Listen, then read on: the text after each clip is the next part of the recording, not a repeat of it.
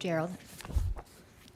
Good morning. This is the October 7th Charter Schools Review Board meeting. We will take roll. Stephen Gay. Bruce Friend. Here. Rita Hare. Here. Hilda Parlay. Todd Godby. Here. Eric Sanchez. Shelley Shope. Here. John Eldridge. Here. Linda Lynn Kakadelis. Here. Eric Gucan. Jeremy Wall.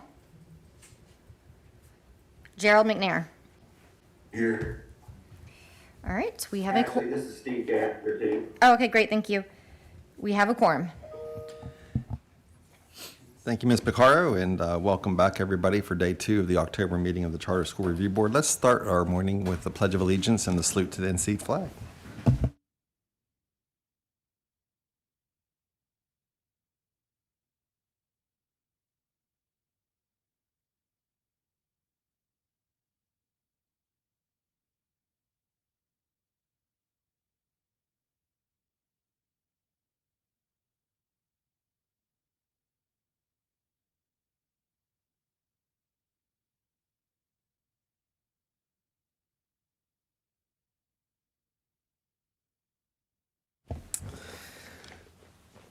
The mission of the Charter School Review Board reads as follows. The Charter School Review Board works to ensure the existence of high-quality charter schools in the state of North Carolina. Our ethics statement. Review Board members are reminded that it is our duty to avoid conflicts of interest and the appearance of conflicts of interest as we conduct the work of the Review Board. Does any member of the Review Board know of any conflict of interest or appearance of conflict of interest with respect to any matters coming before us at this meeting? If so, please state them for the record. If during the course of the meeting you become aware of an actual or apparent conflict of interest, please bring the matter to the attention of the chair. It'll be your duty to abstain from participating in discussion on the matter and from voting on the matter.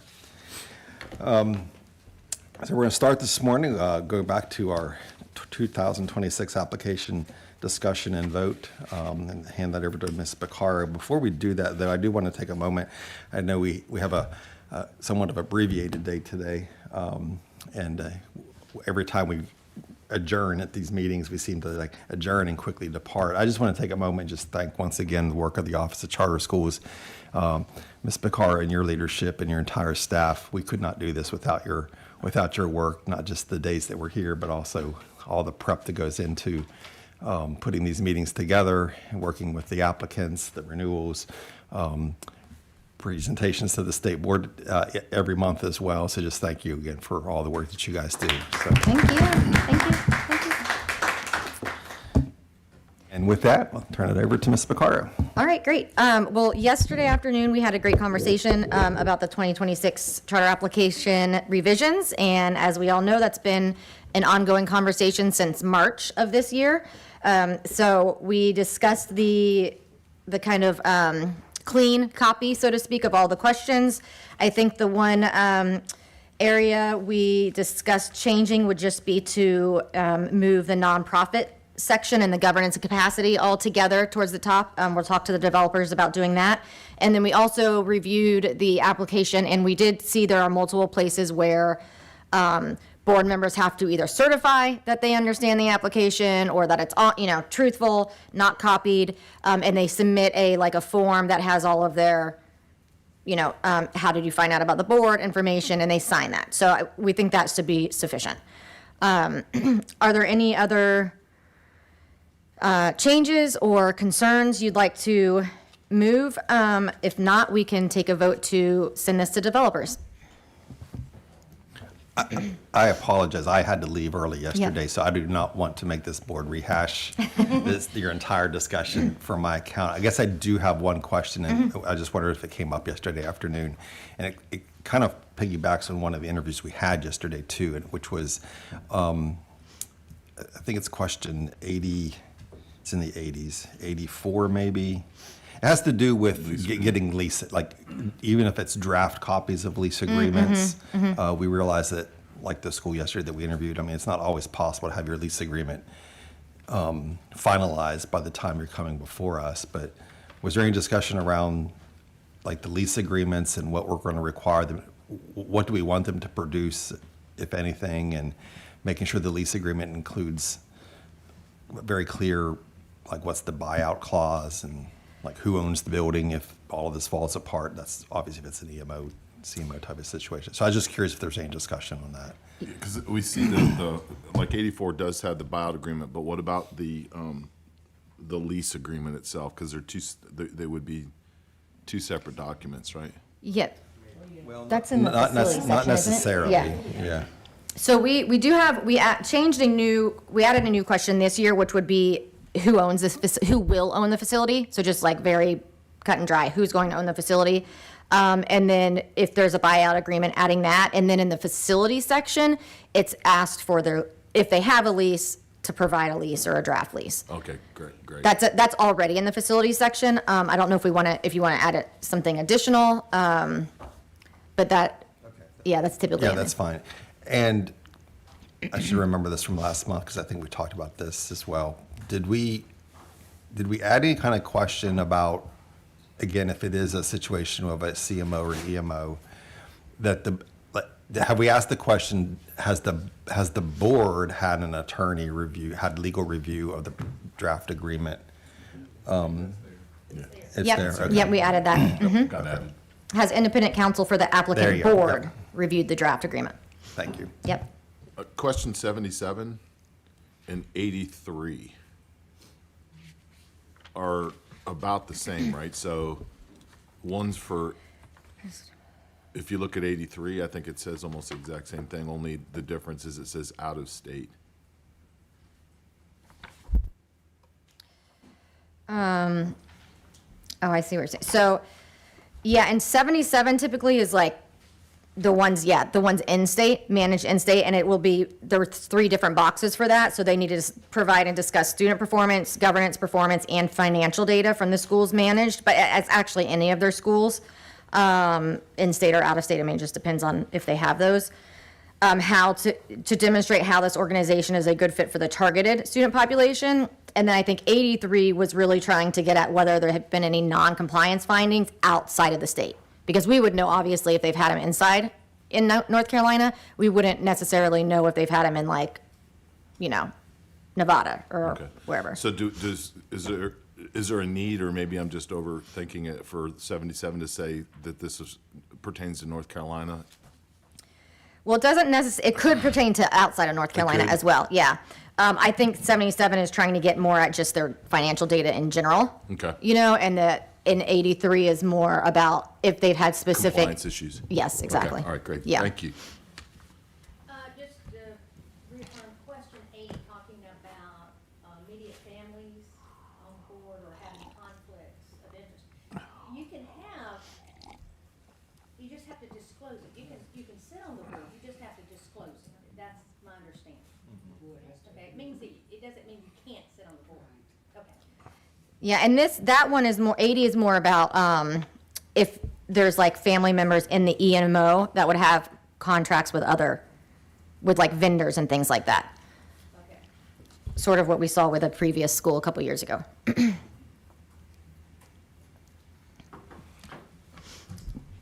still, it can happen. Yeah. It has to be disclosed. Yeah. Okay, we're not limiting. No, it's essentially to identify them so that they ensure compliance with state conflict of interest. Yeah. Actually, it's not unrelated, but it's not the document itself, but the attachment of the budget template. We didn't review that, and for the most part, it's a good standardized document. I wondered about, just like yesterday, when schools return or provide other budgets, they use their own forms a lot. I wondered about requiring a consistency for comparison purposes, because just for instance, yesterday, we had no idea of student numbers and some other items that are on our template, but aren't on their template. So when schools submit budgets, they should use the standard template. Yeah, for the application, we always have them use the standard budget. And I Always. think we also do that for RTO, like we use the standard form. Although I don't know that we've necessarily said like like if they're having Prestige or someone help them, typically it might be a better budget. But yes, for the application, we thought. always use a template. And in this case, because there's we were just talking about this actually, we probably won't be able to even update the data for this year's because we don't have a budget from the state, so that we'll just keep the same funding Right, for now. calculations, yeah. Okay.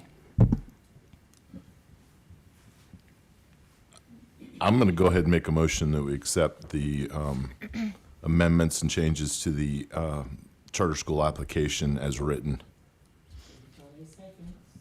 Second, Steve Gaddard.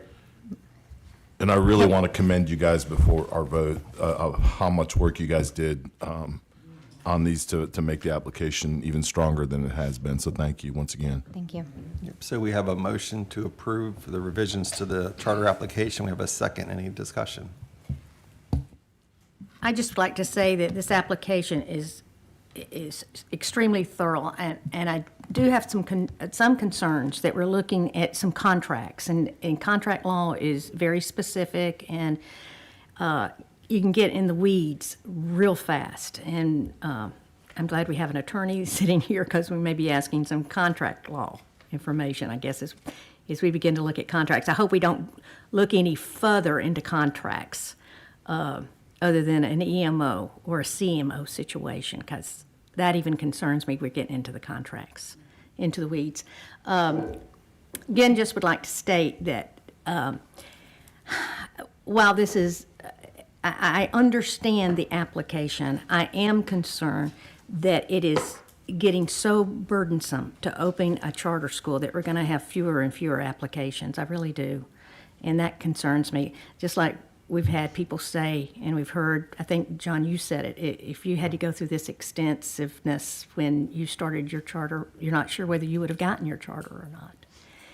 And I know we don't want to just nilly-willy give out charters, but it is not for the faint of heart. And maybe that's what we want in our state, but I think it will slow the charter school movement down.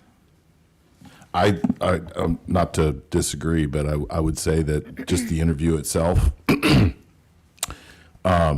application to me prepares you for the interview that you're coming in for, and I don't think the interview should be skimp either. You know, so as someone who's done this, it was burdensome, but it was also preparatory for me in coming to stand in front of this board. And if you're willing to open a charter school and go through everything that you need to go through in order to be prepared to run that charter school, I feel like the application should make sure you are really ready for what you're about to get yourself into. So again, I'm not disagreeing with that.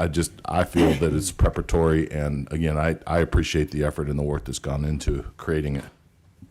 And I agree with that too. It lets the applicants know how serious the matter is. And that the bottom line would be that running a charter school or opening one is a business. So I like the in-depthness of the application. This is Steve.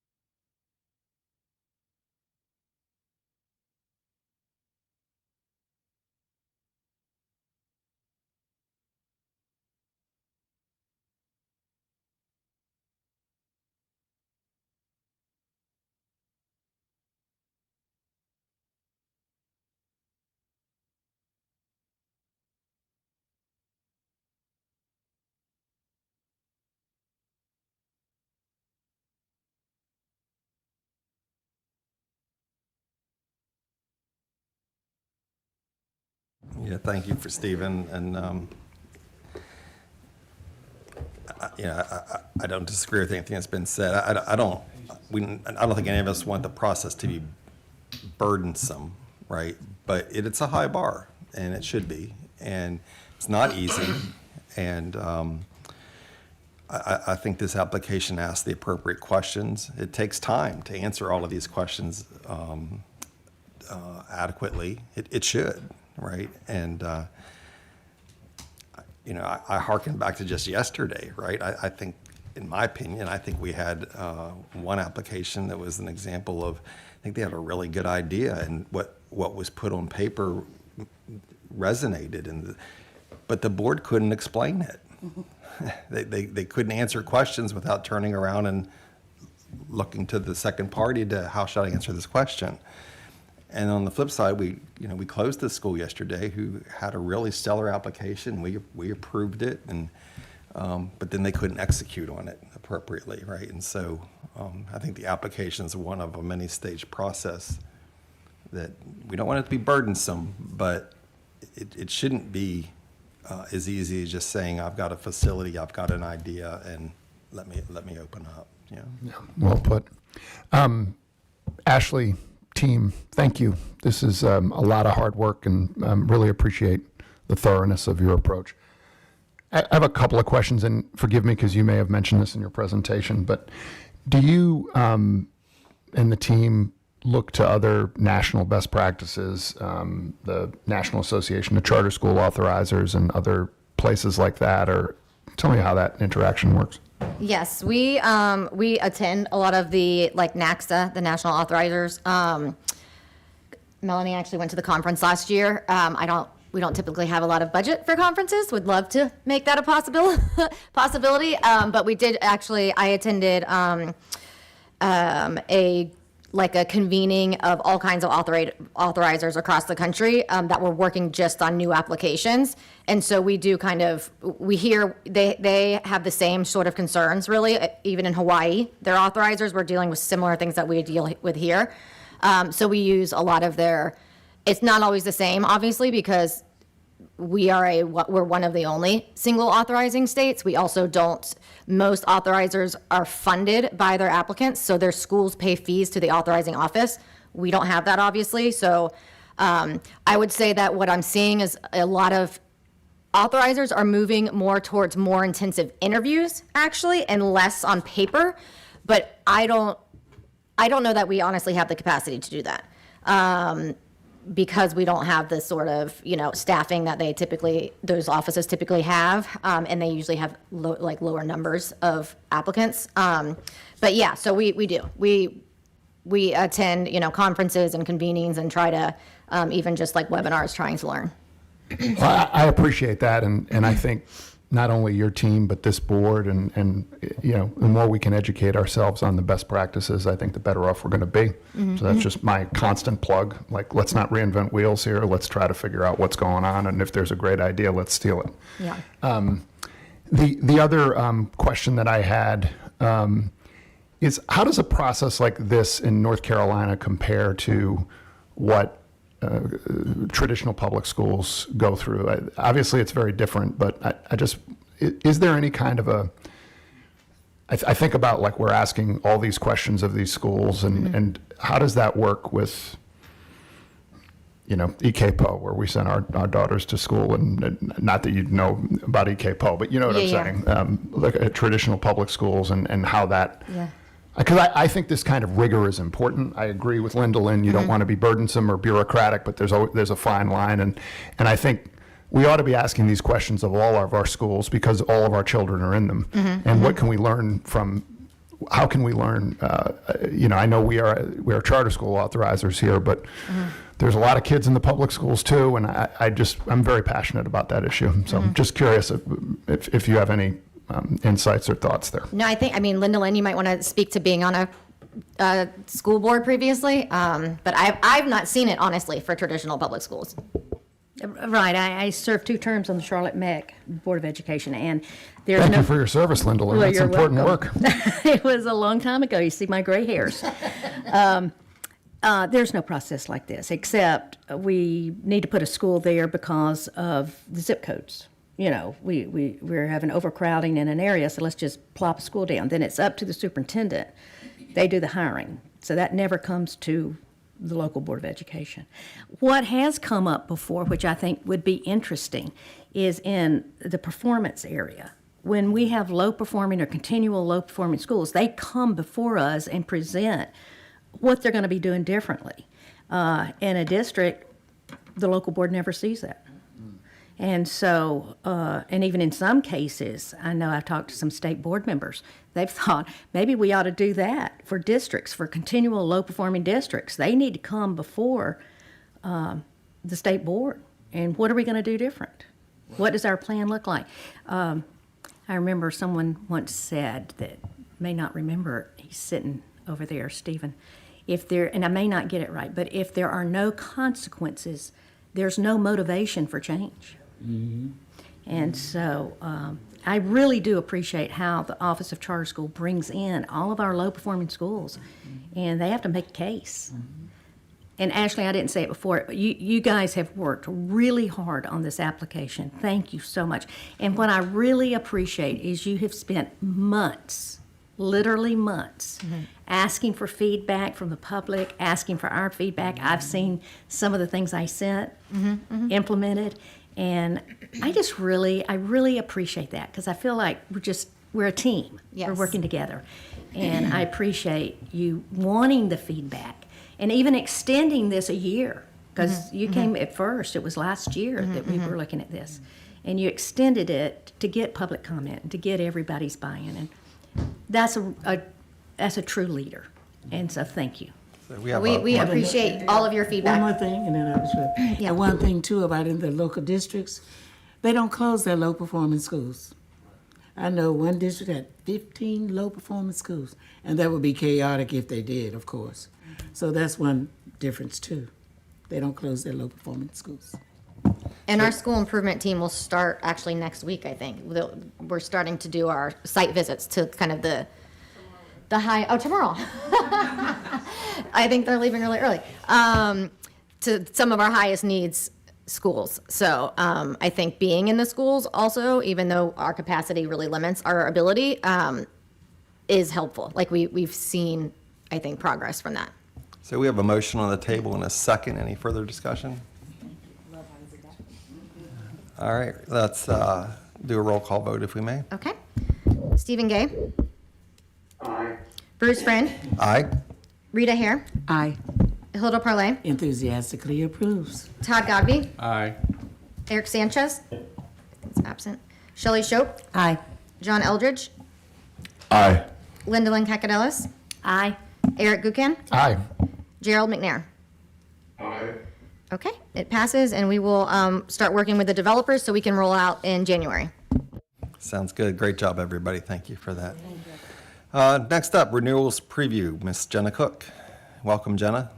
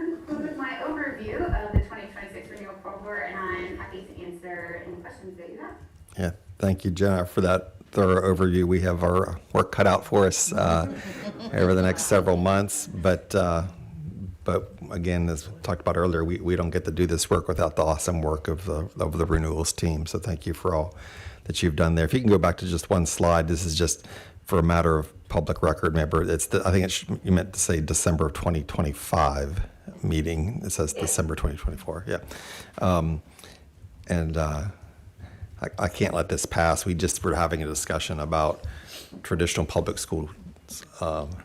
They do not go, and they don't go through this process in terms of a school having to, be evaluated as to whether or not they should continue to be in operation. So, yeah, just thanks for all your work in the renewals team. And anyone have any questions for the team, or Jenna, or anybody? I do. I know in previous years when Bart was here, we talked about defining what comparability is with the district. Has that gone anywhere, or are we still using the arbitrary 5%? We're using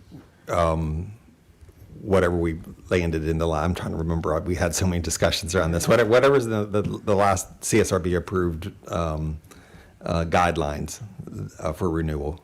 Okay. And then, I need to circle back with Bart. I know we had conversations with him about looking at a different way to kind of view the comparability through different lenses. Yeah. When I remember the discussions of it, it was a much more accurate way than just looking at a district in the whole. Yeah, it was a bit more localized comparison to where the school Right, actually it was sits. More Yeah. comparable of apples to apples kind of thing. Yeah. And I think that would be important if we could move ahead on Okay. that before we get to these renewals. Maybe. I'll be honest. I doubt that Bart and his team are going to have time to do that before November starts. But I'll circle back with them.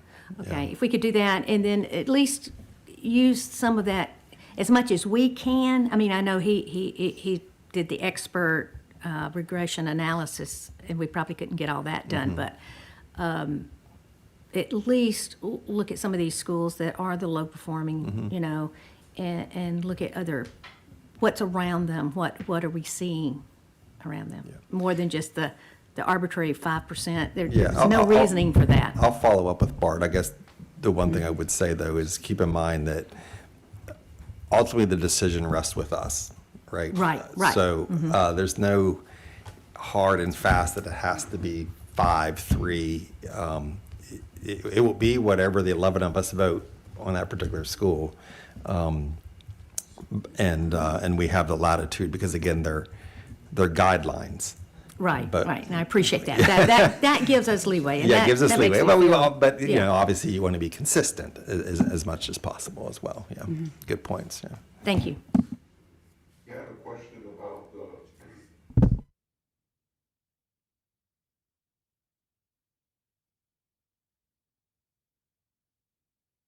review team, and when you go into a school, how long does that review take? So the renewals team has 5 team members, so those are all Office of Charter School staff. And then for the site visit, typically site visit, it's a full day site visit. I'd say we're usually in the school from 9 to 2 typically, because each of those individual focus group interviews takes between 45 minutes to an hour that we're spending with each individual, so that's 4 hours of our time. And then we also include doing school tours, classroom observations, quick classroom observations, just to see kind of the temperature of the school, what things are going on, things like that. Okay, thank you very much. I can respond as a school is going through renewal right now. Jenna's team is very thorough. This is not a one-day flyby. We do like I said, it's a 2-year process. We did a self-assessment. Jenna reads the charter, comes back and finds things in the charter. Personally, we had something in our charter that needed to be correct. We had two items. We did amendments for that. They look at our website, making sure things are updated. They said, these are things that you need to fix. These are the have-tos. These are the recommended things. I think it was a really good self-evaluation that we had to do as a school. And again, her team's very professional, and, she holds, when we have the interviews, when people are coming for the charter and holding the board accountable, Jen and her team actually holds boards accountable. Do you know exactly what's really going on? So that's very important to make sure that that happens. And thank you. Thanks, Steve. Jenna, thank you for all your hard work and your team's hard work. I'm a visual learner, and I'm curious, on slide 9, do those colors mean anything for each school, or was it just color variation? That's just a color variation. Those don't mean anything in particular, just to give you a. Well, it looks gorgeous. It was very easy it's easier on the eye, so nicely done design-wise. I was just curious if it meant anything. Thanks. And I wanted to add in, because I know we were talking about the things that charter schools do and public schools, traditional public schools do. Most charter schools also, if not all, do, what's it called now, Cognia, right? And so not only do you go through your renewal, but you also have to go through the Cognia to keep your school accredited. So we get to do it twice.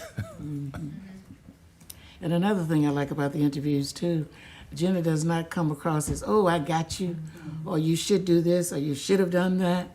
It's very cordial, very well planned, and I appreciate that. Very good. Well, thank you, Jenna, and for all the work that your team does, and we look forward to going through the process of renewals. Okay, at this time, I think we're going to take a break.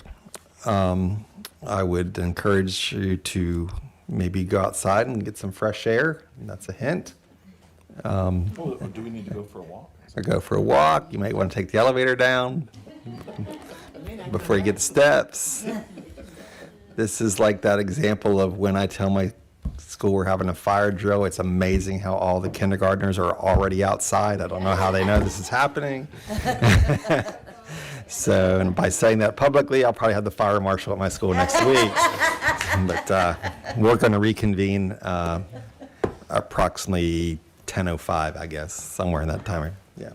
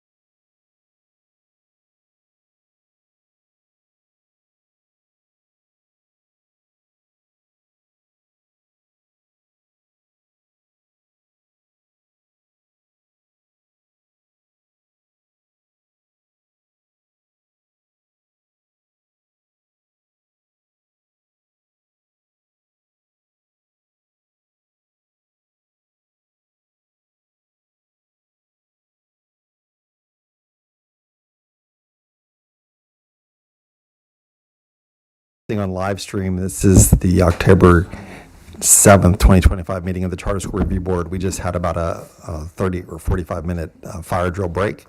So we're ready to reconvene, and I'm going to turn it over to Ms. Rackley. Good morning, Board.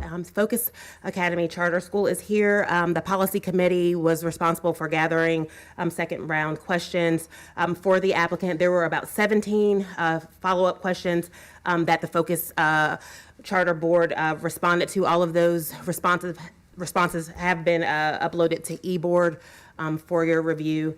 We did grant the applicant at least 10 calendar days to make those responses, and so they have completed that. Just to kind of recap there, we have the snapshot for Focus here, fully K-8 model at capacity, reaching that capacity in year 5, and so you'll see that they also anticipate participating in the National School Lunch Program, and so all of the outstanding questions that you had for the school have been provided in written form. Today's interview is designed to be abbreviated in nature, so 50 minutes designated today. Again, this is a non-CMO school, so just the 50 minutes additional. So at this time, I will call Dr. Sharia Grubbs up to allow her the 5-minute intro statement for the Focus Board. And I believe today we have a total of 5 board members present in person. So I'll allow Dr. Grubbs the floor.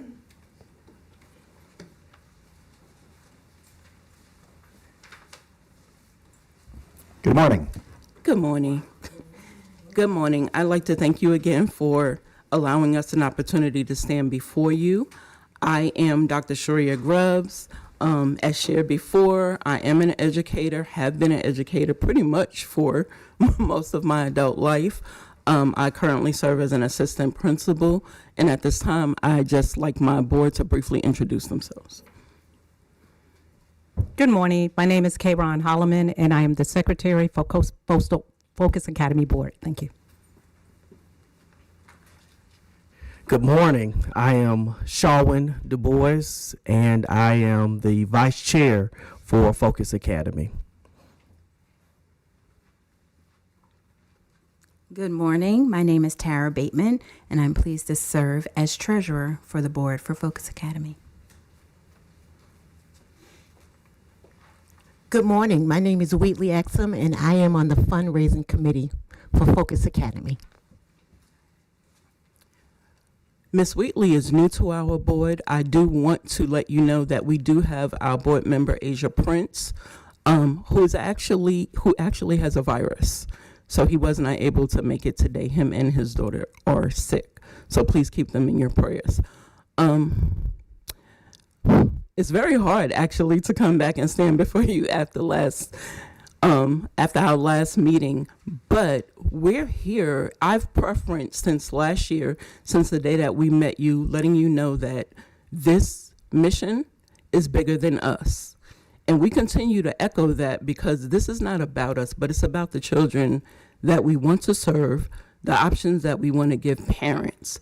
You know, as we shared last time or tried to share last time, we've done our due diligence. One of the reasons why we even came back this year is because last year when we met you guys, you encouraged us to come back. You gave us some suggestions. We did everything that you asked us to do. We put everything into place. We put our boots on the ground. We met with parents. We engaged in the community. We knocked on doors. We put flyers indoors. We sought help where we knew that we were going to need help.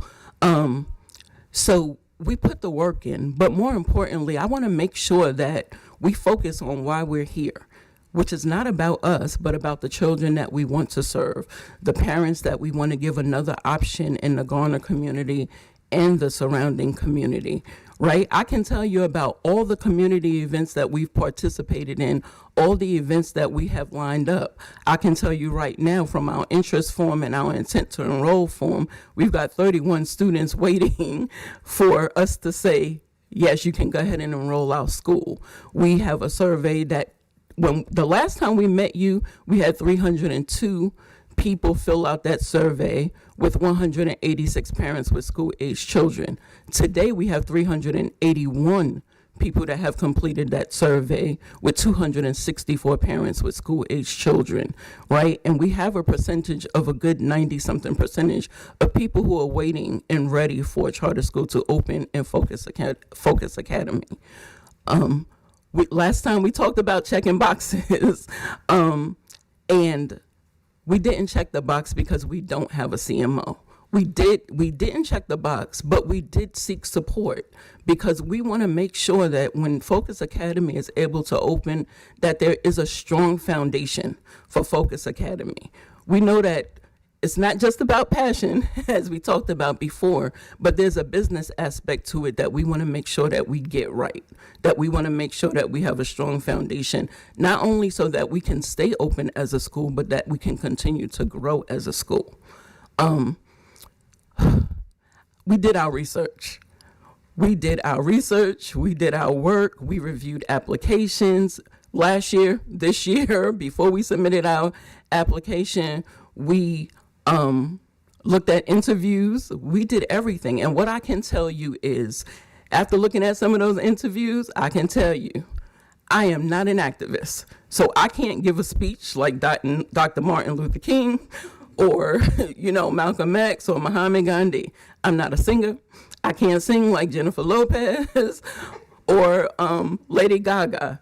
I'm not a dancer. I can't dance like J-Lo. But what I am is an advocate for children all day, every day.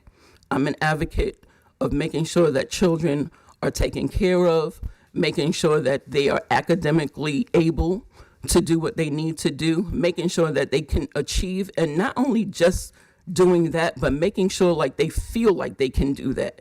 So we want every child from Focus Academy to be able to believe in themselves, right? Not just us doing it. We want them to believe that when they walk out that door, that they can achieve anything, that they can do anything, and that they can believe in themselves.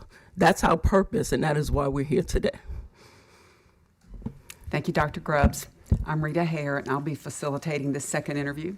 So we appreciate all the information you submitted. We have all received it, 17 questions that followed up from the first interview. Yes. And that's really our purpose today, is to study those answers together, those responses, and to see how the board determines we move forward. Yes. So I'll ask my fellow board members if you've reviewed the responses from Focus Academy, and do you have any follow-up questions to that for Dr. Grubbs or any of her board members? And also, are there remaining concerns, something you want us to address today?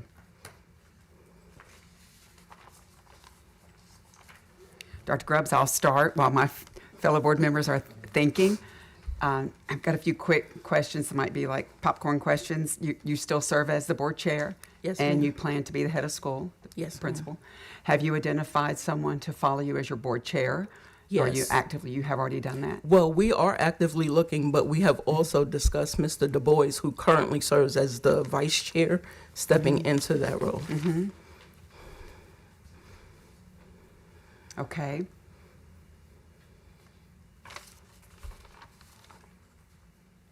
And your facility, does everything remain the same with the Word of God Church? You're good Yes, ma'am. on facility and readiness? Yes, ma'am. We already have a signed lease with them. We've met several times, but we do have a signed lease with them, and the lease, of course, is pending on what happens today, which is also included in the lease. But we do have a signed lease with them, and everything is ready to go. Okay. On the interest demand / enrollment, I didn't see anything submitted. So you've given us numbers. You increased them today. I had 255 families. You say it's now 264. Yes, ma'am. And I had 373 responses to your website, but now you have 381. Yes, ma'am. But I haven't seen anything tangible. I'm sorry. Nothing was submitted as far as these families have an intent to enroll. Yes, ma'am. And I'm sorry. One of the reasons for that, I'm sorry that I didn't resubmit that.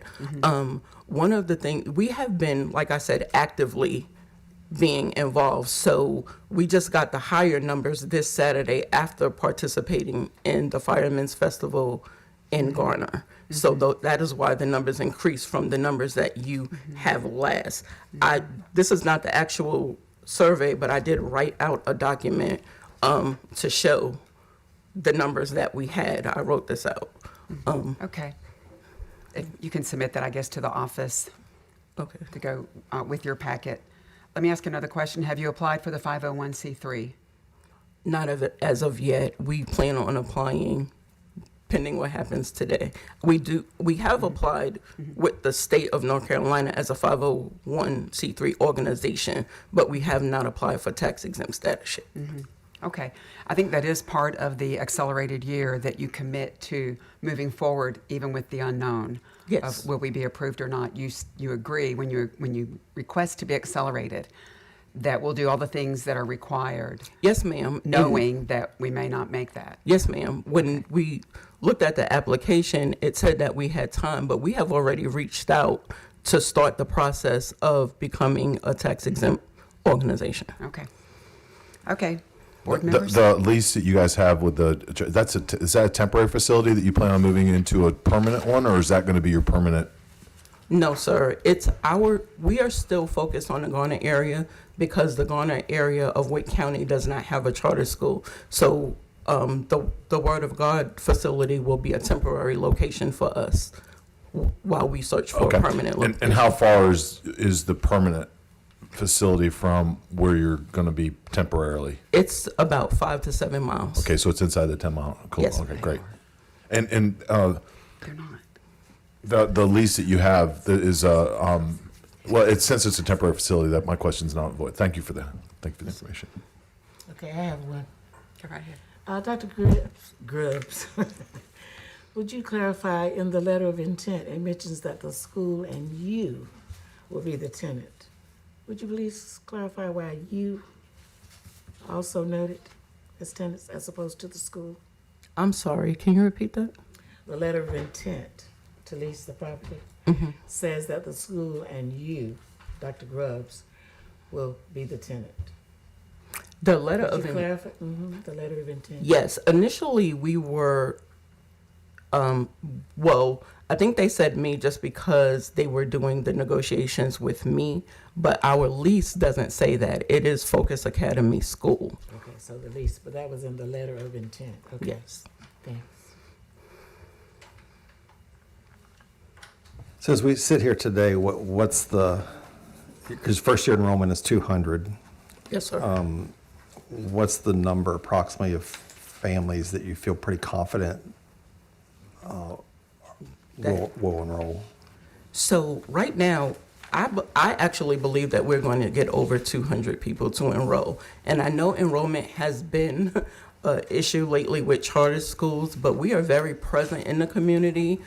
Even at this last event we just attended Saturday, people already said as we were recruiting, hey, we've already met you. When are y'all open up? We're just waiting for you to open. Let us know what we have to do. We've already completed the survey, or we've already completed the intent form. We currently have, so on our website, we do have an interest form of people who are waiting and ready to enroll. So between our interest form and our letter of our intent to enroll letter, right now we have currently 31 people that are waiting for us to be able to say, now you can register.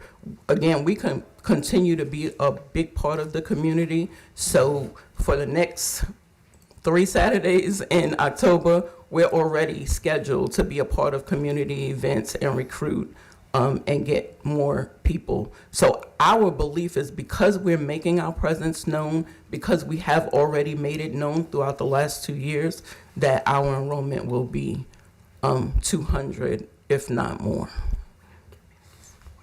Thank you. You're welcome.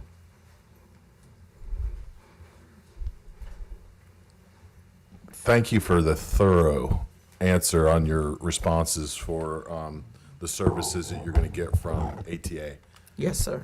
Obviously, that was something I was digging into pretty hard last time because Yes, you were. I just want to know what you're getting, right? And so this spells it out fairly well.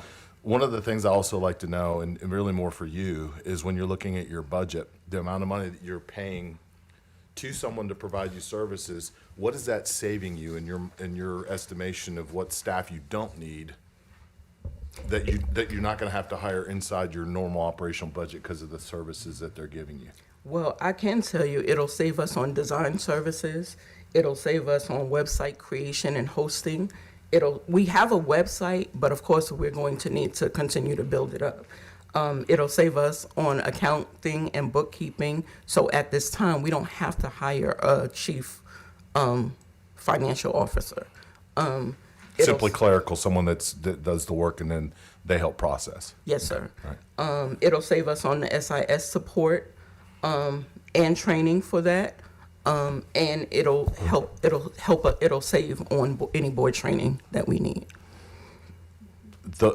Having a board know what they're getting for the money that they're spending is important to me. I think it's important to most people on this board. So thank you for going back and doing the research on that and understanding what you're getting for what you pay for. Yes, sir. Right? And I think that was really what I was looking for last time we were here, and I'm glad that you were able to respond to that and give a thorough answer for what you're getting. Yes, sir. Thank you. Following up on that, just again, a point of clarity. The amount you're paying to ATA, excuse me, for the services and support they're going to provide you, Yes. which you've outlined. You just said website be an example, payroll, HR, all of it. Just to be clear, you're not paying them for them to go out and find another party that you should pay that party. If they're not doing the service themselves, whoever they bring to the table to do that service is coming out of the money you've already paid ATA. Is that Yes, correct? sir. Yes, sir. Okay.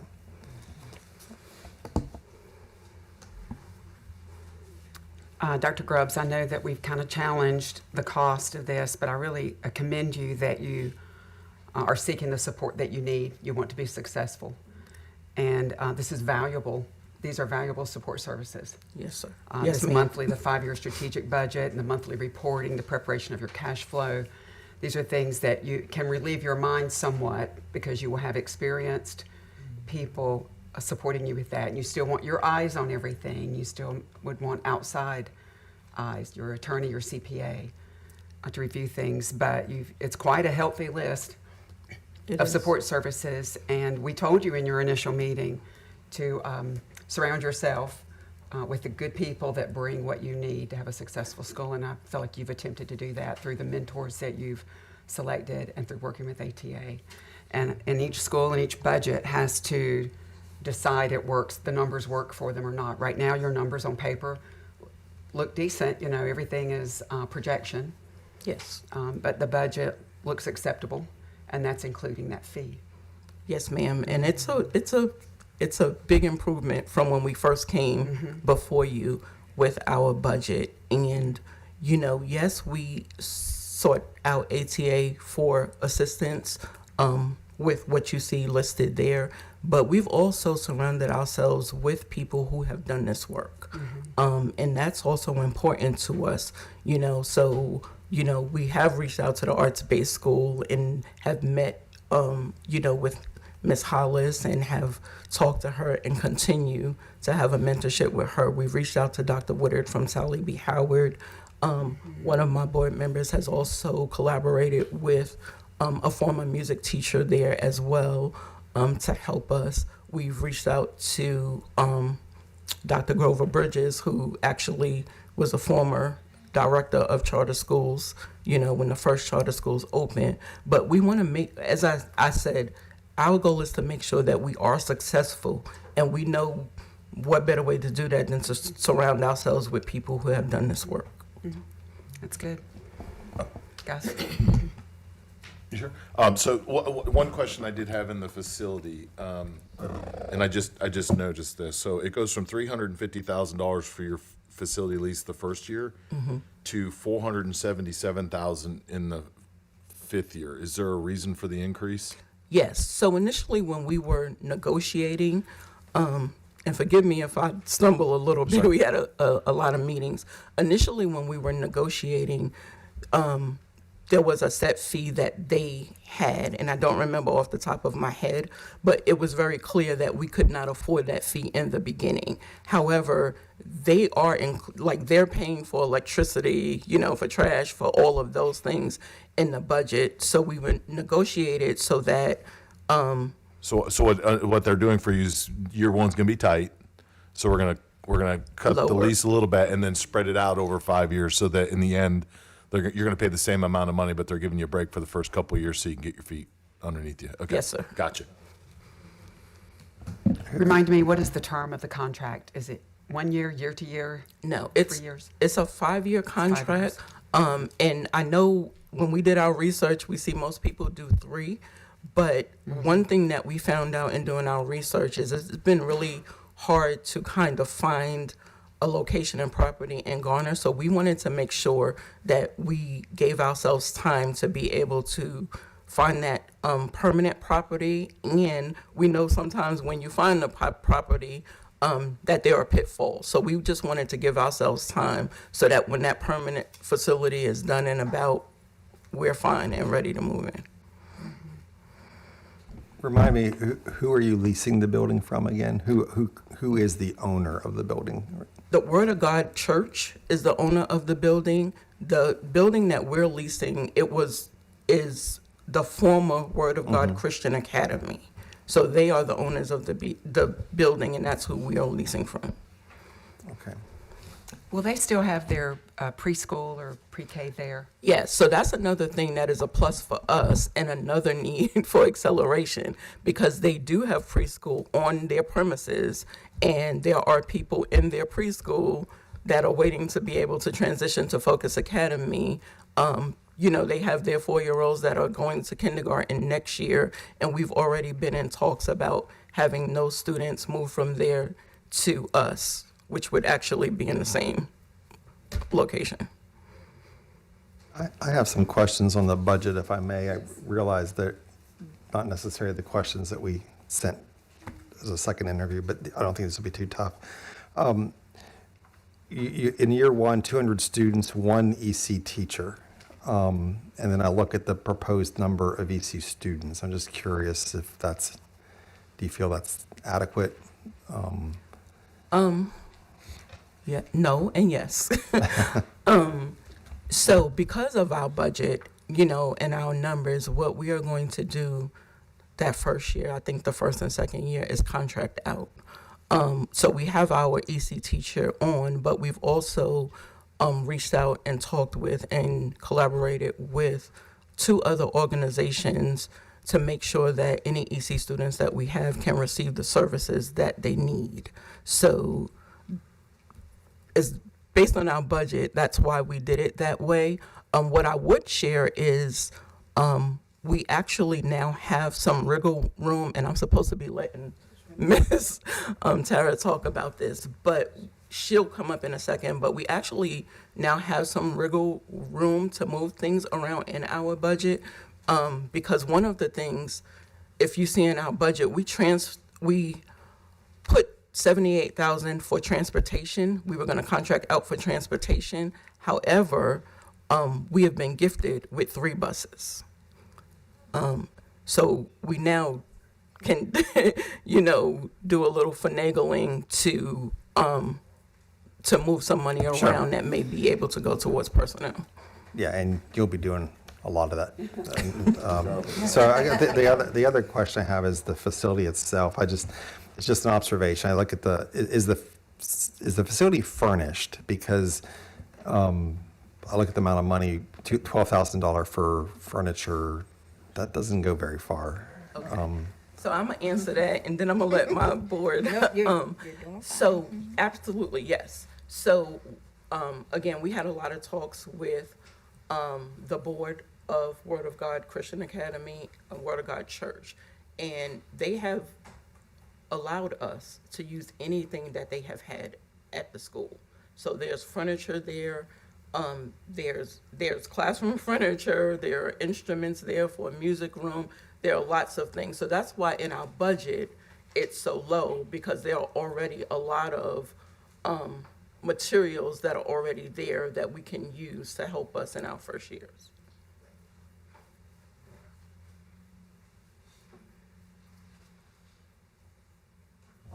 And what's the age of the church or the academy? The age? Right, when was it built?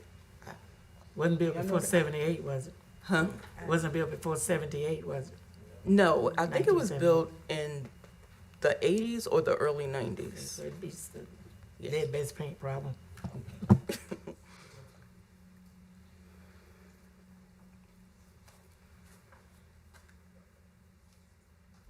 Questions, board members? I just want to say I really appreciate the work that came in this time and the explanations and the way you've detailed exactly what you're getting with ATA and what you're not getting. And that's also important. So it was all outlined. Thank you very much for the work. Yeah, I would echo those sentiments. I feel your answers to our questions provided greater clarity. I'm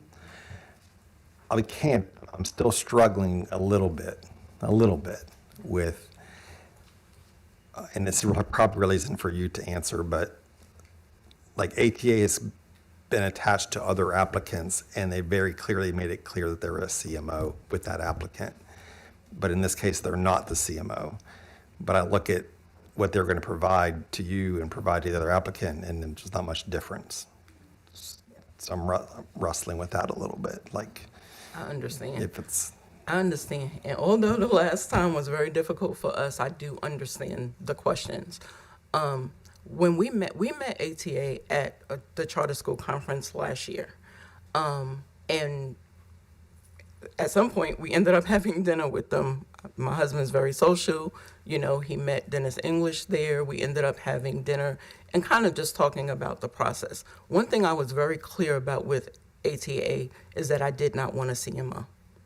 I did not. And at that time, Mary Catherine said, well, you know, we do offer other services. So throughout the time, one thing that I will say about this board, which I'm very proud of, is that we are very thorough in everything that we do. And even if we struggle a little bit, we go back and make sure that we can be thorough. So I say that to say we kind of put ATA through the fire before we ever said yes to them. I did watch the interview where there was a school that was not happy with their services. We talked about that. We met with ATA on numerous occasions in 2024 and in 2025 before we signed the contract with them. After I watched that interview, I called Mary Catherine and asked for a one-on-one meeting. And I did meet with her and I did say, well, we saw this, you know, and while we're considering you, before we make a final decision, I need to know, what did you learn from that situation? Is there anything that we need to know? Is there anything that you need to tell us?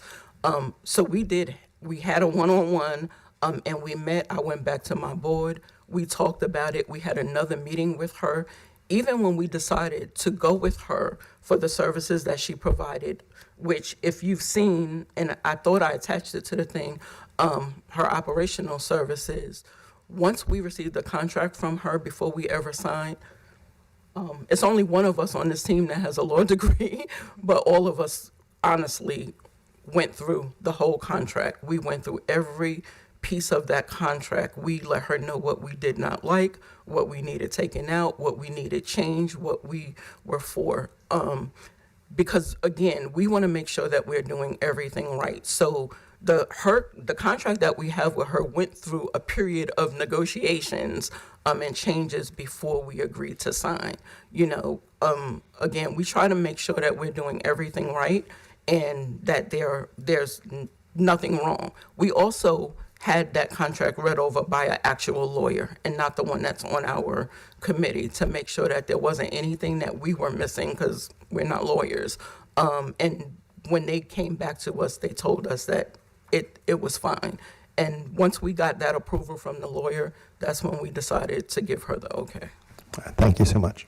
I'd like to draw your attention to, Mr. Friend, question number 7. It's very clear what ATA will not be doing.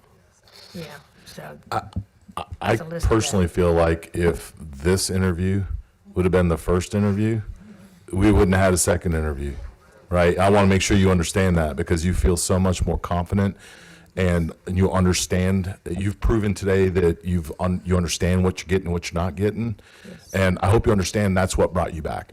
right? So now the clarity makes me a whole lot more confident than where I was sitting last time we had this conversation. I just couldn't get over not being able to answer basic questions about what you were getting, and today it's a totally different situation, for me at least. Yes, sir. Yeah, I want to echo that. I'm going to make a motion here shortly, but I also feel compelled to say this as well. This is not being negative and not meant to be scary. We dealt with this just yesterday. And I know you know this. I'm going to say it anyways. You got to work tirelessly to get those enrollments. They're not going to come to you because a school 10 miles down the road has a waiting list. We closed the school yesterday after 2 months of opening. It's a terrible situation to be in. And if you want to open day one with 200, 400 that tell you they're coming. And then 300 will show up on open house night and 200 will be there on day one. Like, don't get complacent about that. And I know you won't. I don't think you will at all. But it just needs to be said that, as you indicated, we've seen there's a lot of school choice options.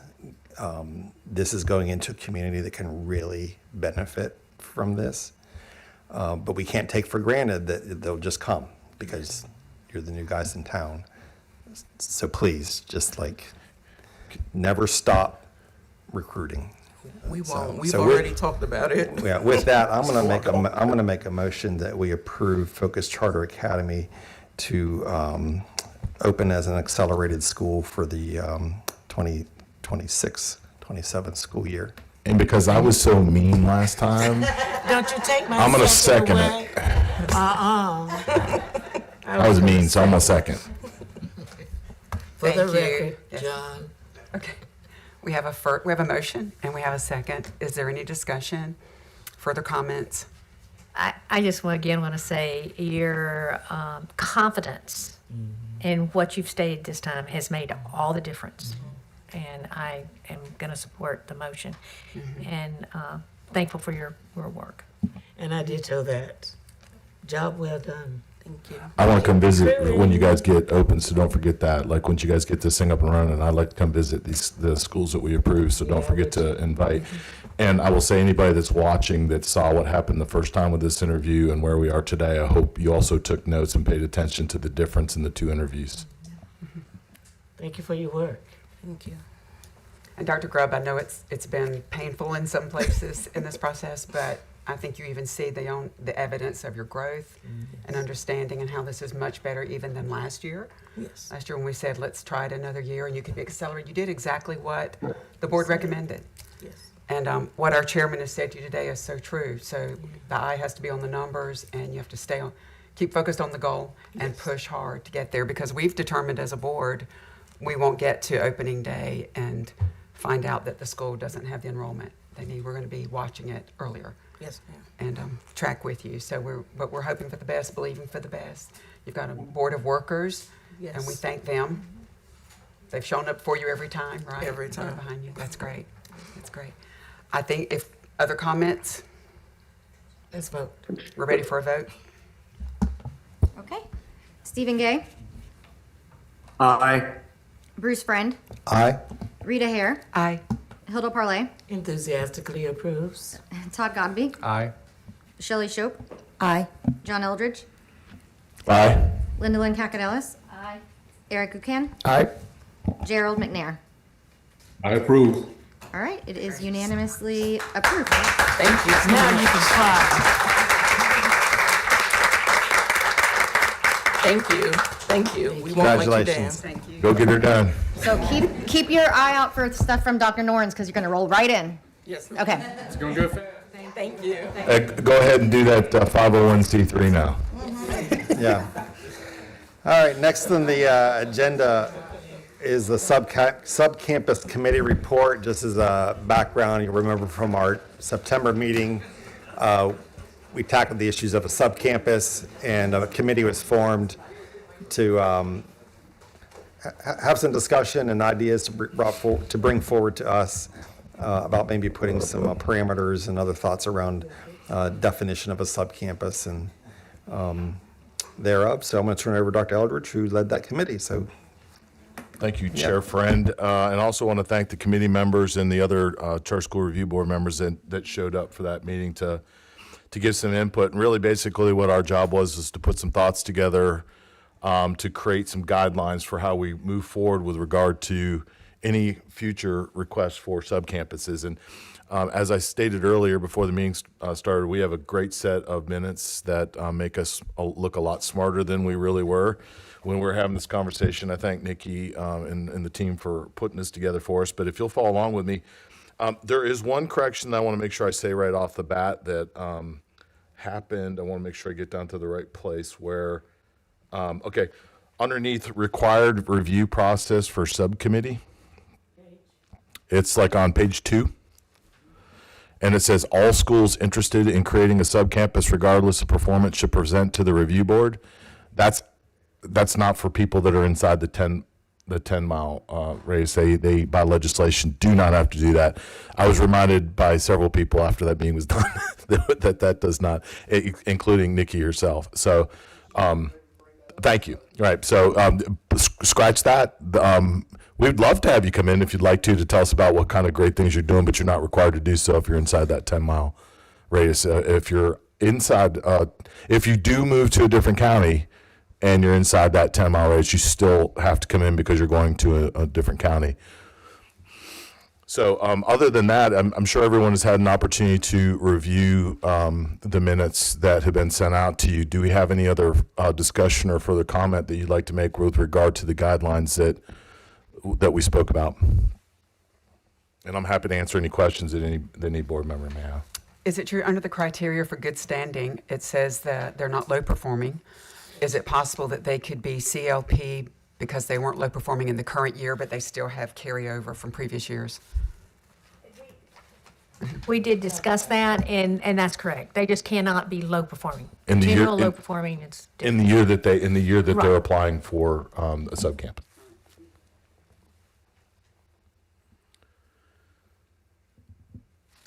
I don't really have a question. I think that you guys did a good job of tackling these issues and the challenges thereof. I guess it's words matter, semantics matter. I think it's important for all of us to remember a subcampus is not a new charter.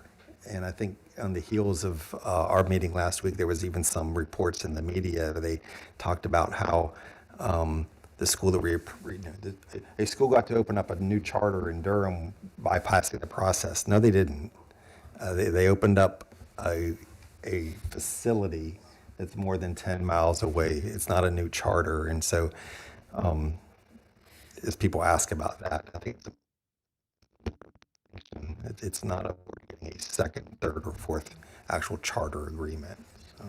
And again, we've highlighted in here the advantages of that. I mean, to have all these schools under one number, campuses underneath one number, you get better insurance rates for your employees. Your all the stuff that you can pull together. Plus, you help that campus grow with the existing funds that you already have. I also want to bring up one thing the board discussed that I'm not sure if I saw it in the meeting minutes was. Let's use TMSA for an example. Their home school is in Apex, right? So their subcampus in Durham is the Apex expansion, right? You don't use the school in Durham to then jump off and do another school someplace else. Their home school will always be the Apex facility. So it's not like you use, if you go a few counties away and you have this campus here that's not the new homeschool. The homeschool is the original campus that was expanded upon. So I think that's the semantics too that needs to get out there. People need to know that the original school that's being replicated or expanded is the homeschool and will always be.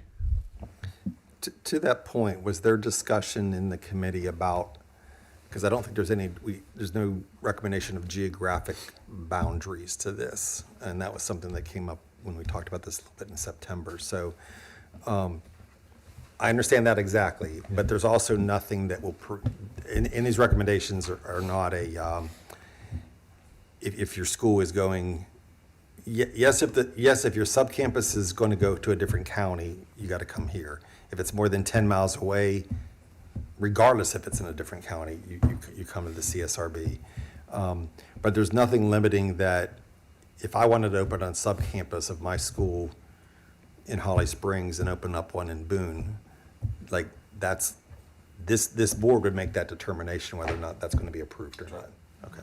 I think what we did as a subcommittee was try very hard to discuss the options, but to leave it as open as we can so that this board gets to hear from the schools who want to have a subcampus, and we are not tying our hands to anything from the get-go other than you can't be low performing. Just so that we can make decisions on a one-by-one, each individual basis rather than do you fit into this box? Thank you for that clarification. Yep. Something just from a legal perspective that I think you want to keep in mind, because it's going to come up down the road, so thinking about it be fine. When you've got, we'll do TMSA as an example. So their homeschool is Wake County, right? The charter is in Wake County. So when renewal comes up, you're comparing them for purposes of comparability with Wake County. And so, if the Durham campus is lower performing, right, that does play into it, because I think that would be how you want to do it. So something that just down the road might want to think if there is, a school that might have a campus across 3 or 4 counties, how do you want to, in your mind, compare their performance for renewal purposes, and I think that's something to think about. That's a good point, because all the testing information will be under one school number. So like say for instance, we're picking on TMSA, but the Durham campus and the Apex campus, those numbers will be one set of numbers.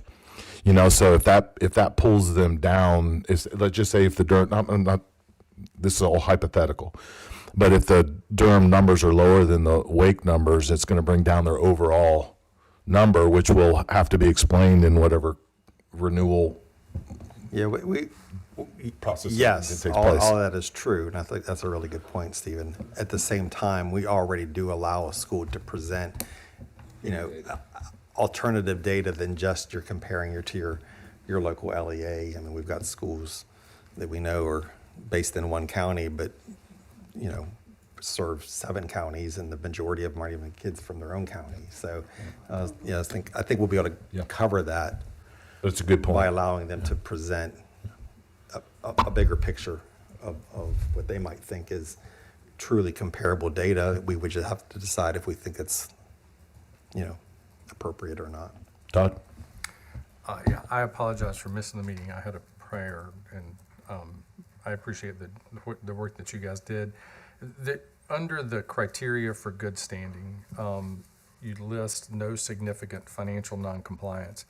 Did the committee talk about other types of noncompliance being criteria, with EC or federal or any as you define it, should noncompliance be broader than just financial? Yeah, and I think we might have just talked about that particular, but I think it should be no significant noncompliance issues whatsoever. Okay, I agree. Thank you. And we'll make that correction. Thank you for catching that. And what I'd like to do, because I don't think it's in a position yet, the way that it's written in minutes, to say that this is the guideline, I think what we need to do is pull the Nikki and I may work together to put this in some sort of draft guideline to bring back so that we can approve that document, because I don't know that where it is right now that we've cleaned it up enough to say that this is the guideline itself. So what we'll do is we'll clean that up and we'll bring it back to the next meeting for approval by the whole board. Any other questions? No, thank you for the work of the committee. I think this provides some good guidelines and clarification on things we talked about last month. So, yeah. All right, hearing nothing else. I think we're ready for the director's report. And I don't have any updates other than I'll see you in November. I mean, come on. I mean, it's not like you were on vacation or something. You go to Iceland and you think that it's just. Sorry. All right, well, with that. We have lunch coming, right? Is lunch? Oh, lunch is Thank you, here, so we have everybody, lunch. for your time the last 2 days and all the work you put in to prepare for this meeting. Again, thanks to the office for all of your work. As you saw, we have a lot of new applicants to review and then even more renewals coming on our radar. So we look forward to digging into that. And I can't believe I'm about to say this November already. It's crazy. So with that, I'll make a motion that we adjourn. All in favor? Aye. Any opposed? All right, thank you. We are adjourned. We'll see everybody next month.